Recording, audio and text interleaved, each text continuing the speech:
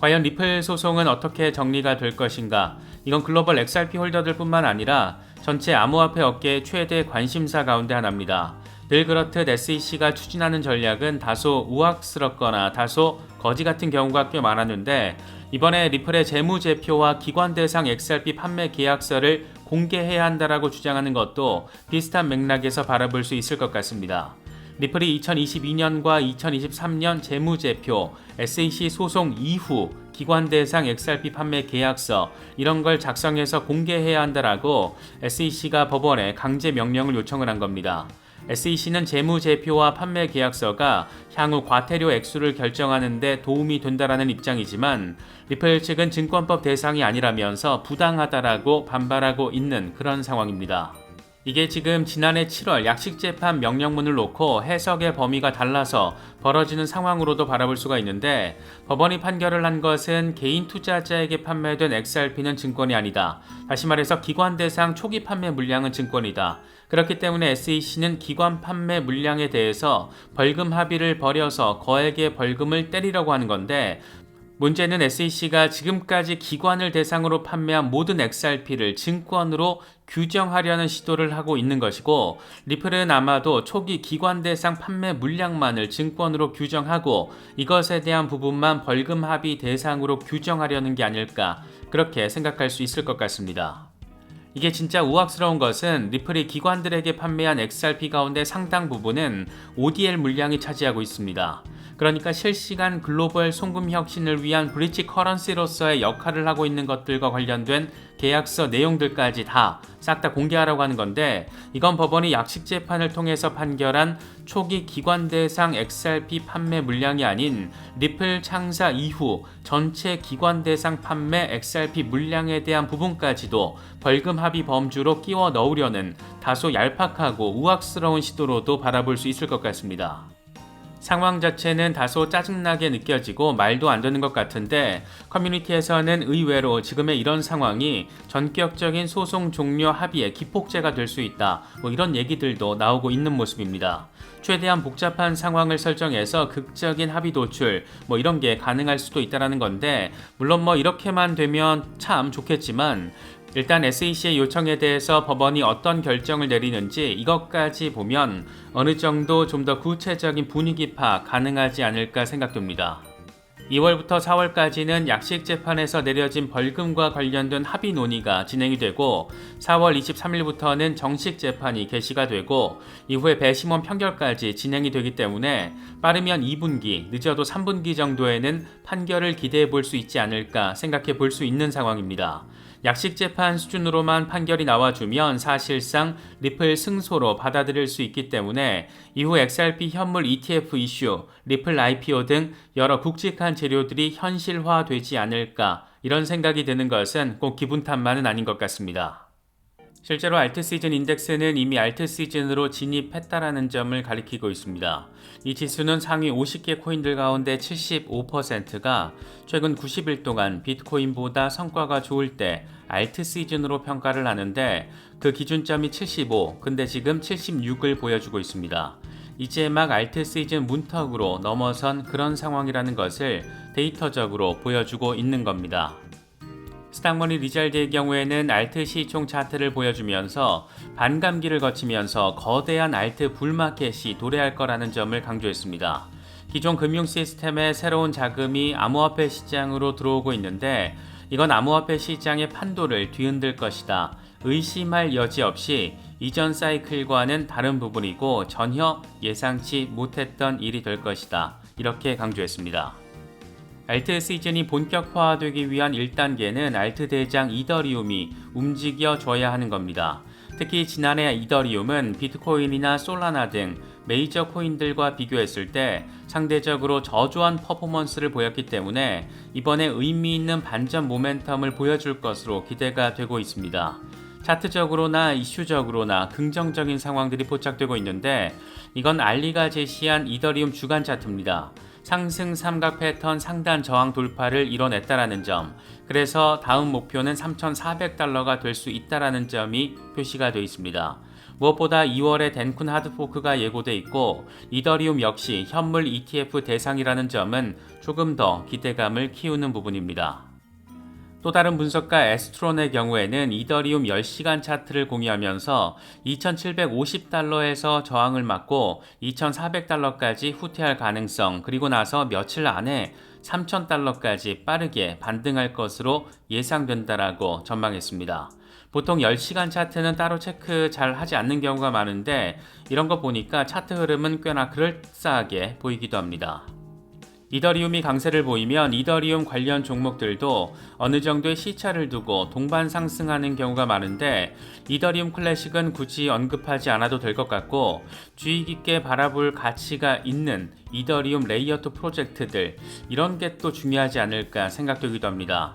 워낙 여러 가지가 많이 있지만 그 중에서 대표 주자를 꼽자라면 아비트럼과 옵티미즘을 빼놓긴 어려울 것 같습니다.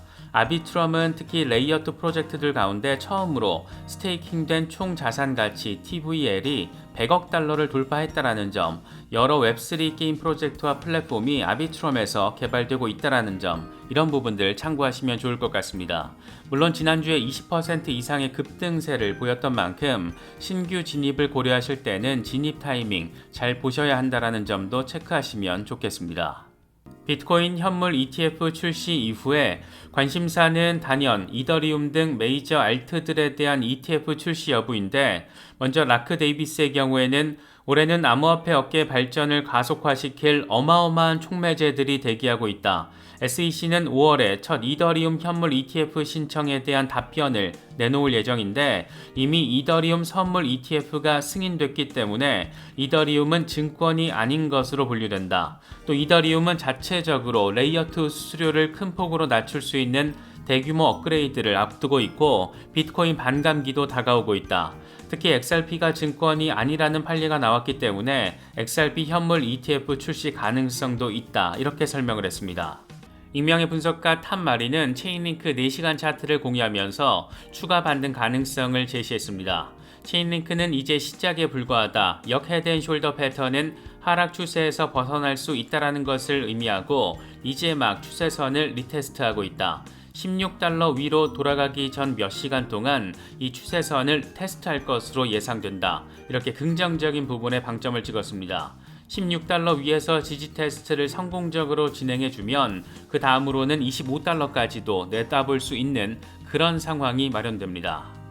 크립토 무스의 경우에는 체인링크의 본질적인 특징들을 좀 더 강조했습니다. 토큰화된 실물 자산은 상상을 초월하는 파괴적인 혁신이 될 것이다. 수조 달러에 달하는 주식, 채권, 와인, 부동산, 주식 등이 모두 토큰화될 것이다. 이런 트렌드를 추진하기 위해서는 체인링크가 필요하다. 이건 있어서 좋은 게 아니라 반드시 필요한 것이다. 이렇게 강조를 하며 체인링크 빠돌이스러운 면모를 과시하기도 했습니다. 사실 실물자산 토큰화 이슈, 리얼월드 에셋 이슈와 관련해서는 이 체인링크는 거의 상징적인 프로젝트라고 할 수 있고 현실 세계에 있는 데이터를 블록체인으로 옮겨오는 역할을 하는 것은 지금 체인링크 말고는 거의 없다라는 것. 그래서 체인링크는 사실상 경쟁자가 없다. 이런 평가까지 받고 있다라는 점도 참고하시면 좋을 것 같습니다. 사람에 따라서는 관점은 물론 다르겠지만 대체로 체인링크는 단기 트레이딩보다는 장기 인베스팅에 조금 더 적절한 프로젝트로 평가받고 있는 그런 모습입니다. 분석가 스코필드의 경우에는 아비트럼 8시간 차트를 공유하면서 차트가 어메이징하게 형성되고 있고 5달러 가능성 이런 부분을 강조했습니다. 상단 저항 돌파 이후에 지금 지지 테스트까지 순조롭게 진행하고 있는 모습인데 아비트럼의 경우에는 이더리움 레이어2 프로젝트로서 상징성이 굉장히 아주 많이 강한 종목이기 때문에 이더리움이 급등세를 보여줄 경우에 어느 정도 시차를 두고 같은 방향성에 대한 모멘텀을 보여줄 가능성이 상당히 높습니다. 특히 2월로 예고된 이더리움 덴쿤 하드포크의 경우에는 레이어2 수수료 대폭 절감 이런 점을 핵심으로 하고 있다는 것도 참고하시면 좋을 것 같습니다. 이어서 리플 관련 소식 짚어보겠습니다. 리플 XRP는 여전히 0.58달러 부근에 자리하면서 다소 어지러운 흐름을 보여주고 있습니다. 20일 지수이동 평균인 0.59달러 돌파에 어려움을 겪고 있는데 조금 더 빠질 경우에는 0.56달러 그 이후에는 최악의 경우 0.46달러 가능성, 여기서 반등해 줄 경우에는 0.67달러 이후에 0.74달러까지도 내다볼 수 있는 그런 상황입니다. 요즘 XRP 주간 차트를 공유하는 분석가들 상당히 많은데 그만큼 차트 자체가 굉장히 교과서적으로 형성되고 있기 때문입니다. 이건 분석가 플래시가 공유한 XRP 주간 차트인데 이 양반은 아따 차트 엄청 예쁘구만 이렇게 짧게 멘트를 치면서 상단 저항 돌파 이후에 랠리 가능성을 거론했습니다. 리플과 관련해서는 굉장히 의미가 큰 소식도 더해졌는데 이번에 구글 클라우드가 플레어 네트워크에 합류하면서 검증자와 인프라 제공업체로서 중요 역할을 맡게 됐다라는 소식입니다. 이번 파트너십은 구글 클라우드의 클라우드 컴퓨팅, 데이터 저장 부문과 연계돼서 플레어 블록체인 생태계를 강화하는 것을 목표로 한다고 합니다. 구글 클라우드는 검증자로서 블록을 검증하고 트랜잭션을 확인하고 프로토콜의 새로운 업데이트를 제안하는 역할을 수행하게 되는데 특히 이번 파트너십을 통해서 플레어가 구글 스타트업 클라우드 프로그램에 참여하는 것도 진행된다고 합니다. 이 프로그램은 구글의 재정적인 지원 또 기술적인 도움을 통해서 웹3 스타트업의 성장을 가속화하는 것을 목표로 하고 여기에 플레어가 이번에 들어가게 된 겁니다. 아시는 분들 잘 아시겠지만 플레어 네트워크는 리플에 직접 관련성을 가진 그런 프로젝트입니다. 플레어 네트워크는 XRP 레저가 직접 제공하지 않는 스마트 컨트랙트 기능을 XRP 사용자들에게 제공을 하고 이를 통해서 XRP 레저를 이더리움과 유사한 형태의 스마트 컨트랙트 플랫폼으로 만들어줍니다. 플레어 네트워크 런칭 초기에 XRP 홀더들을 대상으로 플레어 네트워크 기반 토큰인 스파크 토큰 에어드랍 이벤트가 진행되기도 했었는데 이건 XRP 커뮤니티를 플레어 네트워크로 유도하면서 동시에 두 네트워크의 시너지를 창출하기 위한 그런 전략이었습니다.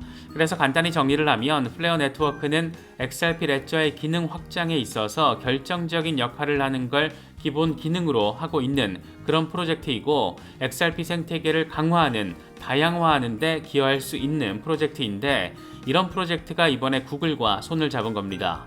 전 세계 대형 금융기관들이 백본 기술로서 XRP 레저와 XRP를 채택하고 있는 상황에서 XRP의 생태계 확장을 목표로 하는 플레이어가 구글과 손을 잡아버린 상황, 이런 걸 바라보고 가슴이 벌렁벌렁 거리는 것처럼 느껴지는 것은 꼭 기분 탓만은 아닌 것 같습니다. 온체인 데이터도 긍정적인 시그널을 날려주고 있습니다. 더블록 데이터를 보면 이더리움 네트워크 거래량이 최근 몇 년 사이 최대치를 기록한 것으로 나타났습니다. 이더리움 1일 거래량의 7일 이동 평균이 지난주 110만 건에서 130만 건으로 증가했는데 이건 이더리움이 2021년 11월 4,600달러 돌파 이후의 최대 규모입니다. 이더리움 대규모 업그레이드를 앞두고 이래저래 기대감을 키우고 있는 부분인데 특히 메인넷 업그레이드 전에 골리 테스트넷에서 덴쿤 업그레이드가 곧 진행될 예정입니다. 과연 이더리움의 움직임에 어떤 영향이 나타날지 주목되는 상황입니다. THtrader 앨런의 경우에는 이더리움이 일간 차트를 기준으로 강세 페넌트 패턴을 돌파해낸 만큼 이론적으로는 3,200달러까지 목표로 삼을 수 있다. 이건 알트 시즌으로 이어질 수 있는 부분이다. 이런 점을 강조했습니다. 최근 조정 양상을 보였던 솔라나의 경우에도 긍정적인 흐름이 포착되고 있습니다.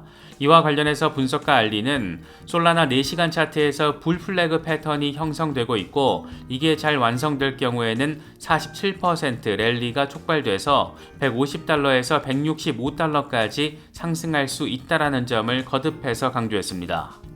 솔라나의 경우에는 지난달 한 달 동안 활성 지갑수가 99% 증가해서 월간 활성 주소수 1등을 먹은 것으로 나타났습니다. 이건 블록체인 데이터 분석 플랫폼 난센의 자료인데 12월 솔라나의 월간 활성 주소수가 전월 대비 98.9% 증가해서 1390만 개를 기록한 것으로 나타났습니다.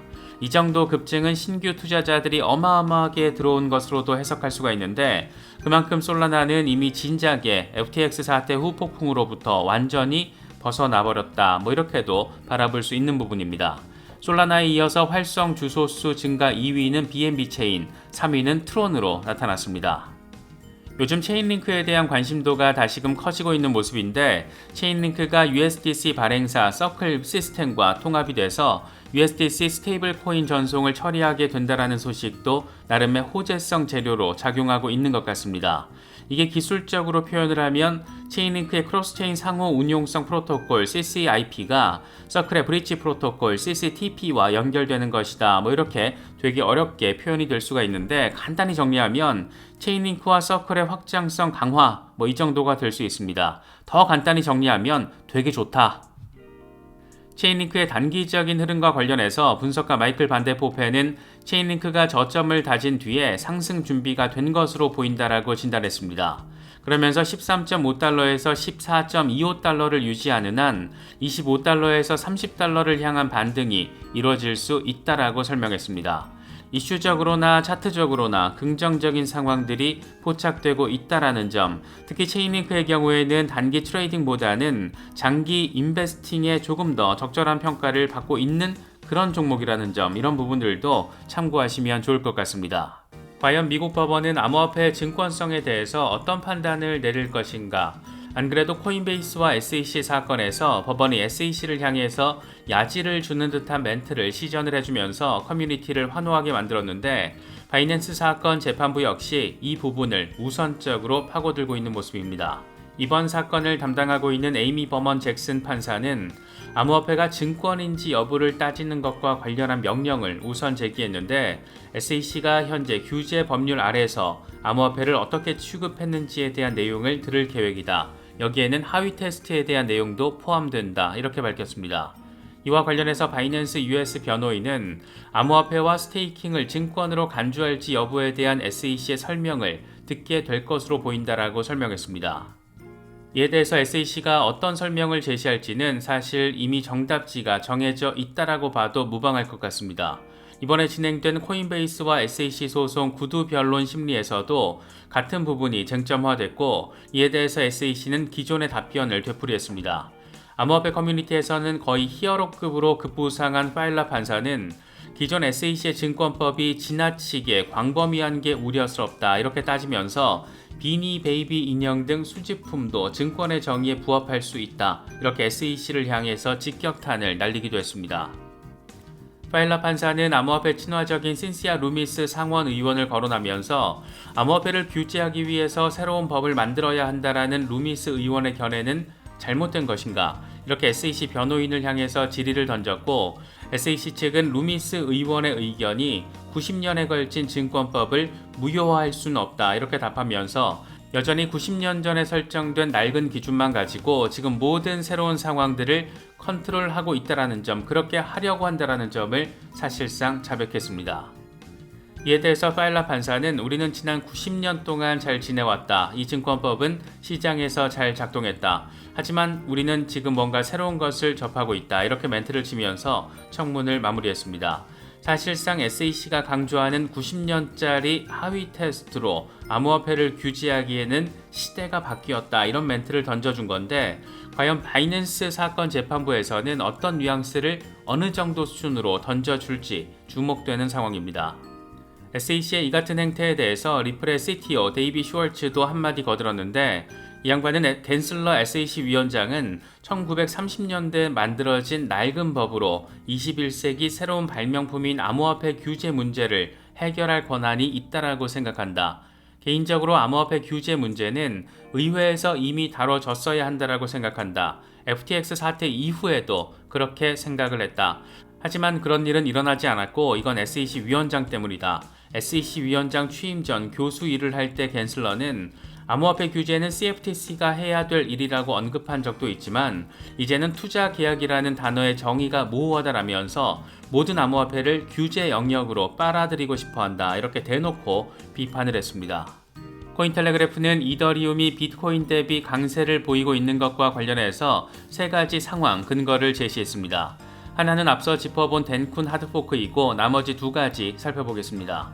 먼저 선물 시장에서 미결제 약정이 증가 추세를 보이고 있다는 점이 거론됐는데, 비트코인의 경우에는 1월 1일부터 지금까지 41% 수준을 유지하고 있는 반면 이더리움의 경우에는 21.8%에서 26.5%로 증가한 것으로 나타났습니다.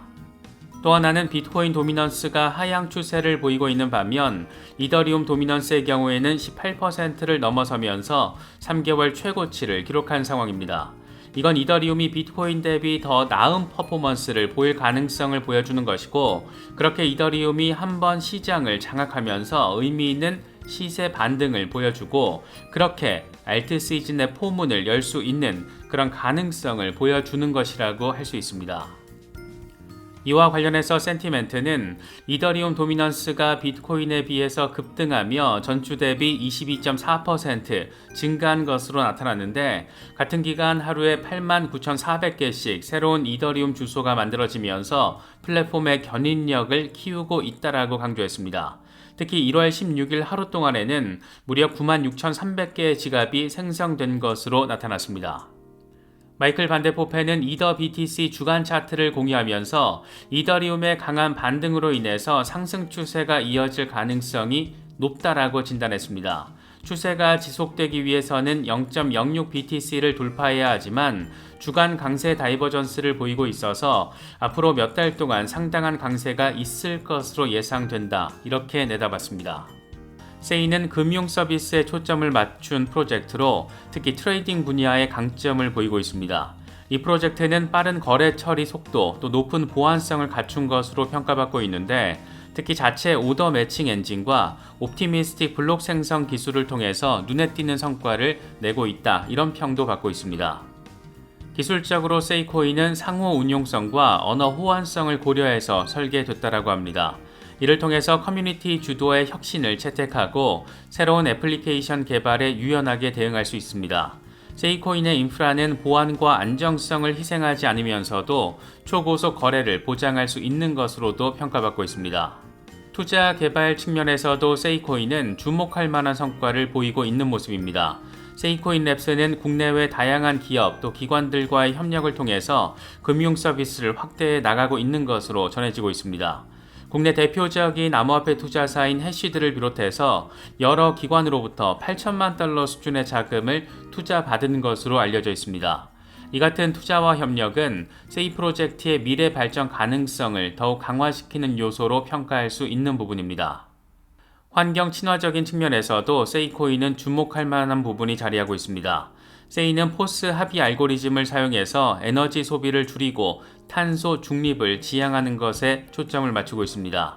이러한 접근은 지속 가능한 블록체인 개발에 있어서 중요한 측면이라고도 할 수가 있는데, 최근 암호화폐 시장의 추세와도 부합하는 부분이라고 할 수 있습니다.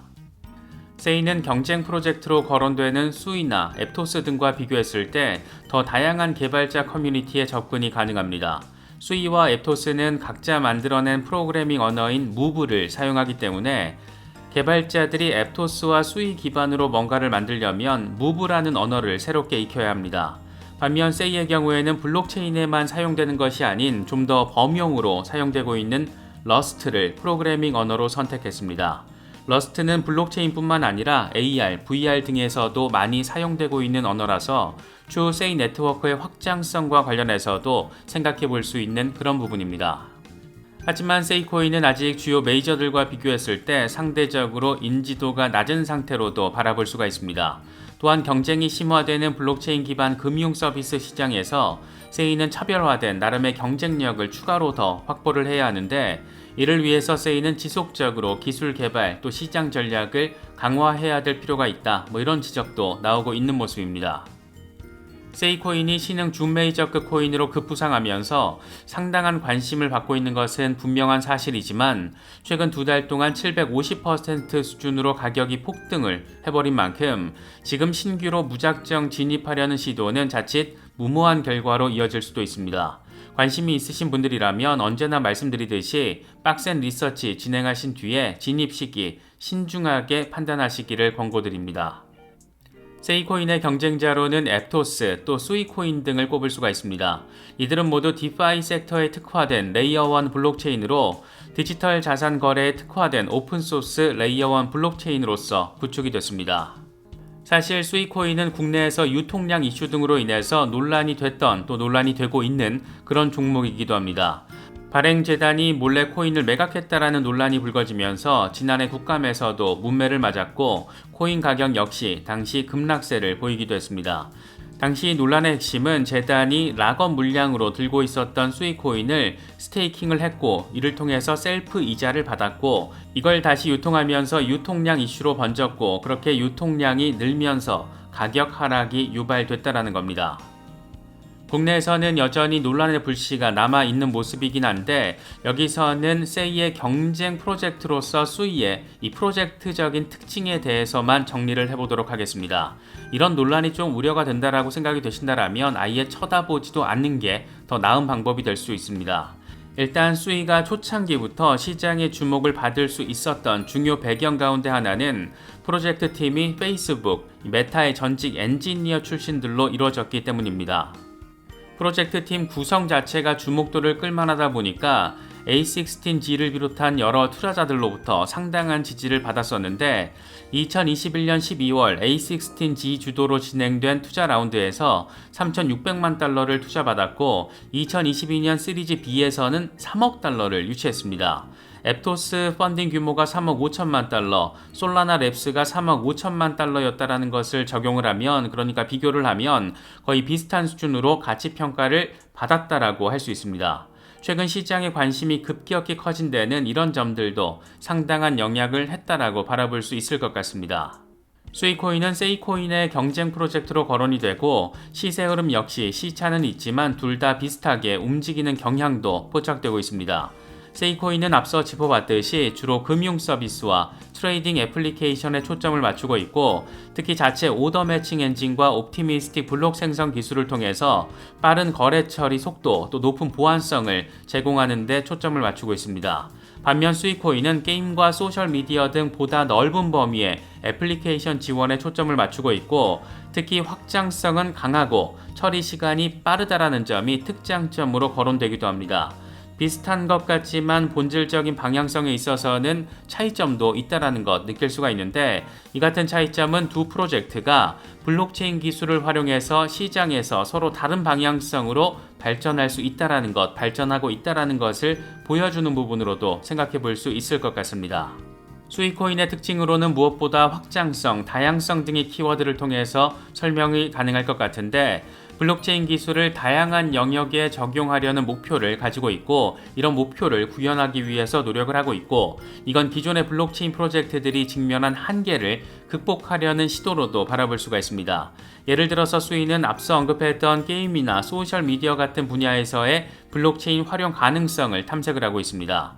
이와 관련해서는 2022년 NC소프트가 1,500만 달러를 투자한 것과도 연계지어서 해석할 수가 있는데 국내 최대 규모의 게임사가 게임 확장성을 강화하는 블록체인 프로젝트에 투자를 했다라는 것, 그것도 NC의 첫 번째 블록체인 기업 투자였다라는 점, 이런 것을 고려하면 상당히 눈에 띄는 부분이라고도 할 수 있습니다. 또한 수이의 아키텍처는 특별히 설계된 것으로 네트워크의 효율적인 무한화 확장을 가능하게 하는 것을 목표로 합니다. 이건 수이가 대규모 트래픽 상황에서도 낮은 가스비를 유지할 수 있게 해주는 중요 특성이기도 한데 수이의 이 같은 설계상의 이점은 블록체인 기술의 적용 범위를 확장하는 데 큰 도움이 될 것으로 기대되고 있습니다. 이와 관련해서 수이 측은 지난해 연말 인스크립션 열풍 당시에 수이 블록체인의 초당 트랜잭션 TPS가 6,000건에 근접했다라고 밝히기도 했습니다.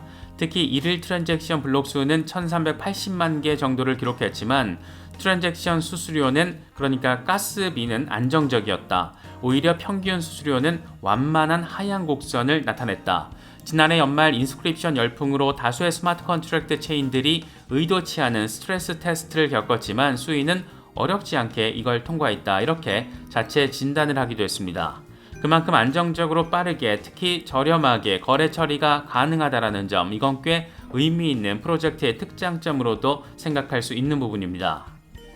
수이코인 역시 최근 2달 정도 250% 넘는 폭등 랠리를 펼쳤기 때문에 지금 당장 마음에 든다고 신규 매수 진입을 해버리면 땅을 치고 후회를 거듭할 가능성이 존재합니다. 특히 국내에서는 여전히 이 유통량 이슈가 논란거리로 작용하고 있다는 점도 참고하시면 좋을 것 같습니다.